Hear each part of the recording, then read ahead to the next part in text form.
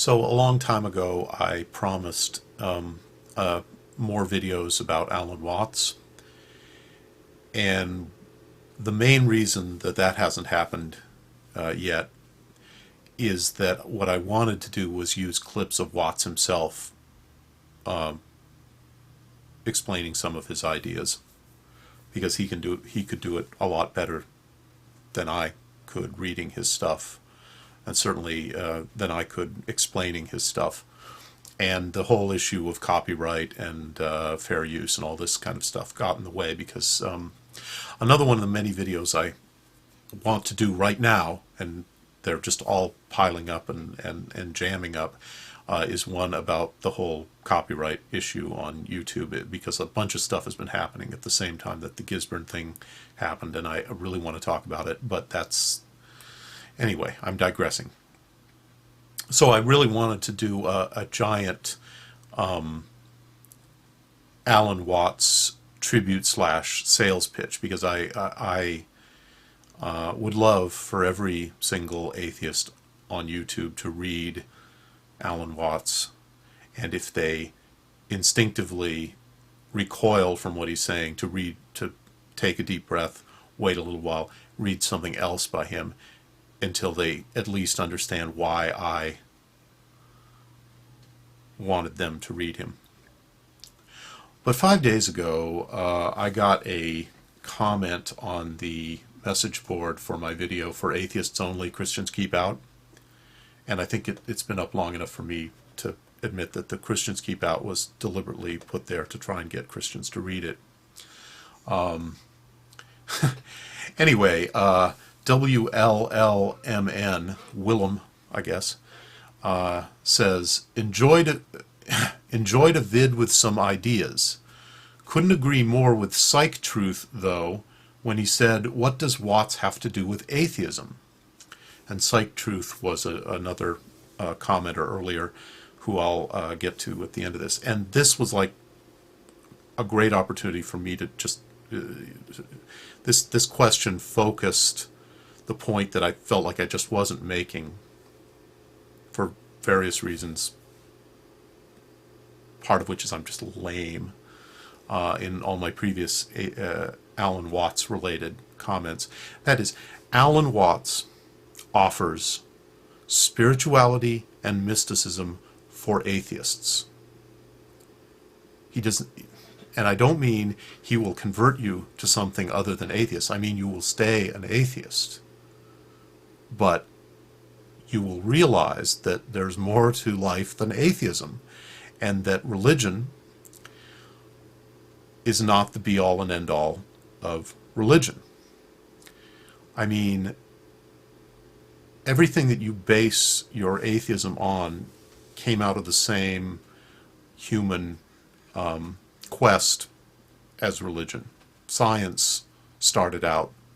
Religion, before there was science, religion was considered to do what science does. And science started out as an attempt to learn more about the truths that religion expressed. And okay, I've gotten completely off the subject. Damn it! I wanted this to be short and to the point, and here I go again. Okay, back to Alan Watts. Alan Watts is not some kind of airy-fairy, hippy-dippy... Well, he was kind of hippy-dippy, but he is not some kind of kinder, gentler supernaturalist. This is a misconception. And what I'm going to do about it, rather than try in my own lame way to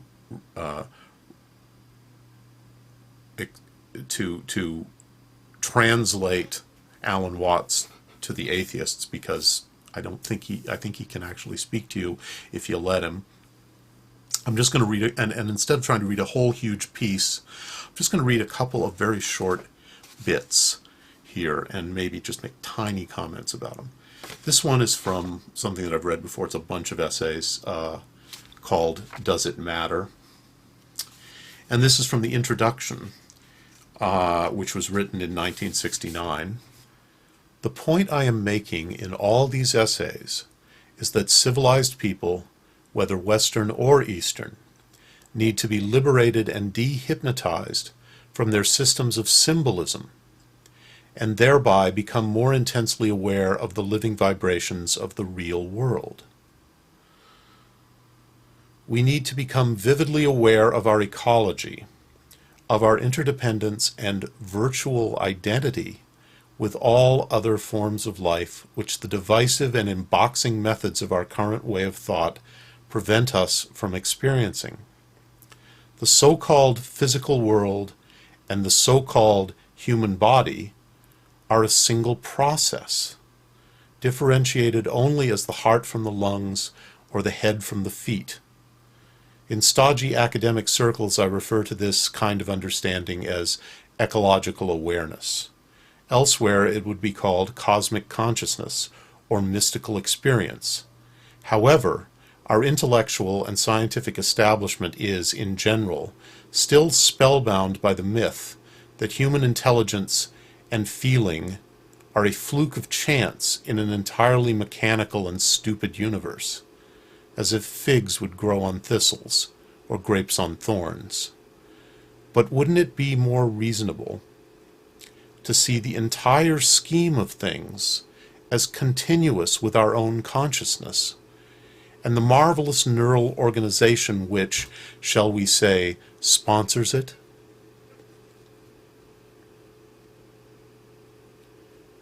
I have no idea whether this gets through to most of you better than when I tried to make this point in a more cutesy pie way or whatever with my whole "what if we're all the same person" video. But it goes something like this. I mean, this is so this is childish. I'm just presenting this because I don't want to pretend to be a high energy physicist or something. But you know, we say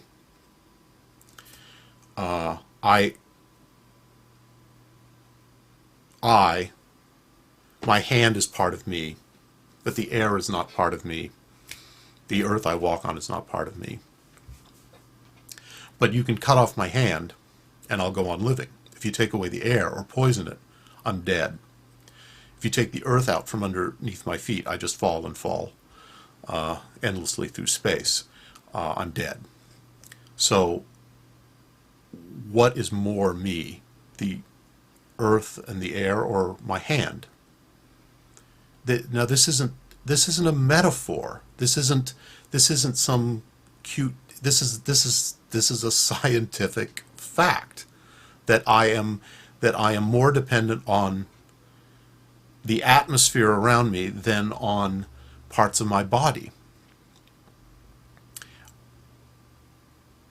More than that, I am more dependent on you. Well, I'm not all that dependent on people who are watching me on YouTube, because I've only been on for 5 months, but I am more dependent on the people who have always surrounded me all my life than I am dependent on parts of my body. You can cut me down to a head and a torso, and I'll go on living. But if I had somehow come into existence in a world without people, I would have been dead on arrival, and if I had somehow lived in that state, I would be brain dead. We are a gestalt, another semi-forgotten phrase from the, era of the first era of human consciousness, the consciousness expansion movement, whatever. The point I don't want this to get super long, and I don't want this to turn into me, restating Watts type stuff in my own words. Although that's good for me, because it shows me that I'm not just reading, that this kind of stuff that I have absorbed it. But the point I'm making to atheists is that there are all these spiritual concepts. You get hung up on the big sky daddy, the separate uncreated creator, the big guy, the cosmic Saddam Hussein, who, if you don't love him, is going to, you know, cut out your guts in front of your children, in front of your wife and children. You get hung up on this fantasy, and you don't see that spirituality and science have met and are getting along fine when they can get away from the people who believe all that stuff that just drives you crazy. There's another book which I have somewhere in here, and I've lost it. I pulled it out of the bookcase, and now I've lost it. None of you realize my room is a total fucking mess. I am completely out of control. My life is a disaster, people. My life is a disaster. I'm going to get it together. But that's another vlog, isn't it? You know, being an enlightened being doesn't help you in any way, shape, or form. The point is, spirituality, I always used to hate the term spirituality, and I've been using it on YouTube because I hate it so much. And the reason I hate it is because most of the people that I hear say, oh, I'm a very spiritual person, I can't help but feel they don't know what they're talking about. But underneath their complete lack of understanding of what it is they're talking about, they are spiritual. We all are spiritual, and it's not a separate sphere from science, and it's not a special different science that science can't talk about, and it's not in contradiction to science. The gigantic long list of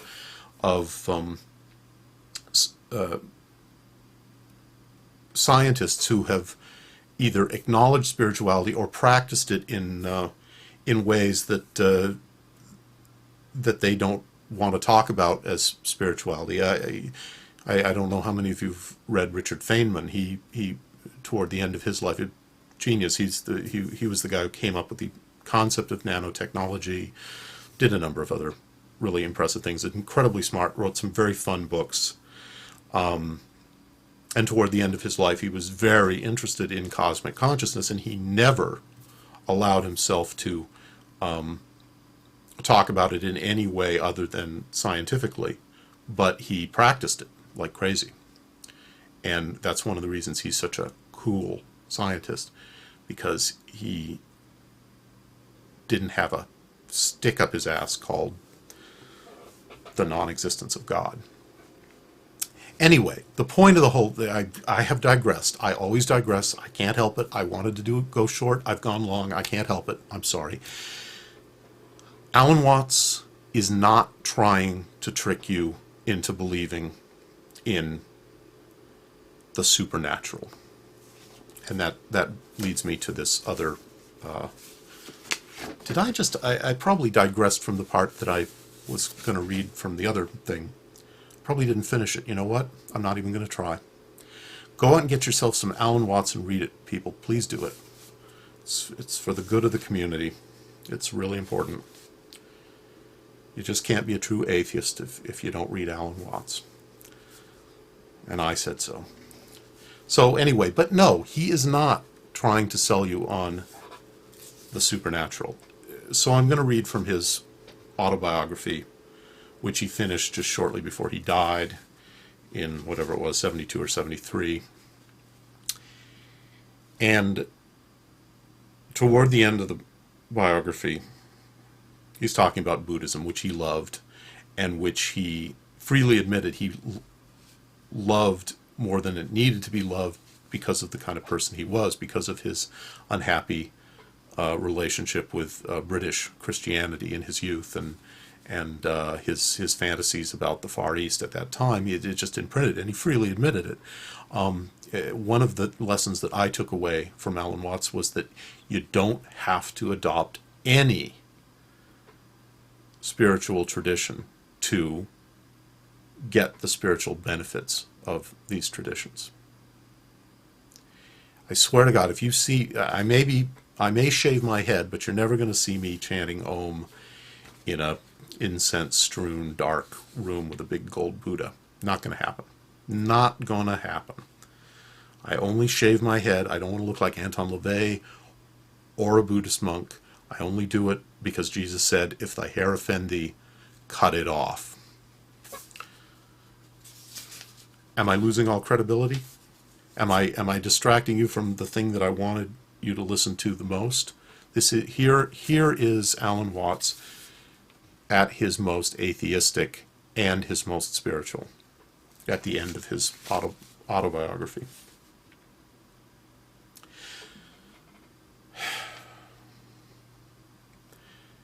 If we get rid of all wishful thinking and dubious metaphysical speculations, we can hardly doubt that, at a time not too distant, each one of us will simply cease to be.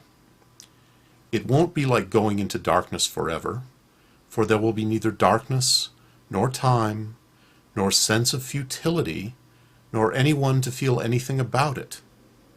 Try as best you can to imagine this, and keep at it. The universe will, supposedly, be going on as usual, but for each individual it will be as if it had never happened at all. And even that is saying too much, because there won't be anyone for whom it never happened. Make this prospect as real as possible. The one total certainty. You will be as if you had never existed, which was, however, the way you were before you did exist. And not only you, but everything else. Nevertheless, with such an improbable past, here we are. We begin from nothing and end in nothing. You can say that again. Think it over and over, trying to conceive the fact of coming to never having existed. After a while, you will begin to feel rather weird, as if this very apparent something that you are is at the same time nothing at all. Indeed, you seem to be rather firmly and certainly grounded in nothingness, much as your sight seems to emerge from that total blankness behind your eyes.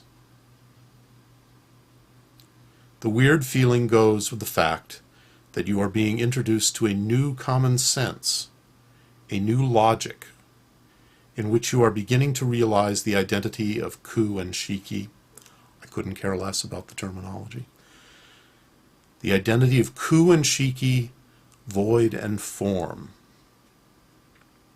All of a sudden, it will strike you that this nothingness is the most potent, magical, basic, and reliable thing you ever thought of. And that the reason you can't form the slightest idea of it is that it's yourself, but not the self you thought you were. And if that doesn't make sense to you, or if you disagree with it, but it bugs you, even if you do disagree with it, then please just get some Alan Watts and read Alan Watts, and don't fall into the lazy thinking that he is advancing any kind of supernatural spirituality.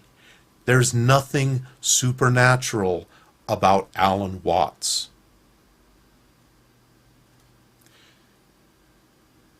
I realized that I was going to mention Psych Truth, another commenter, because if you'll remember, Willem said, couldn't agree more with Psych Truth, though when he said, what does Watts have to do with atheism?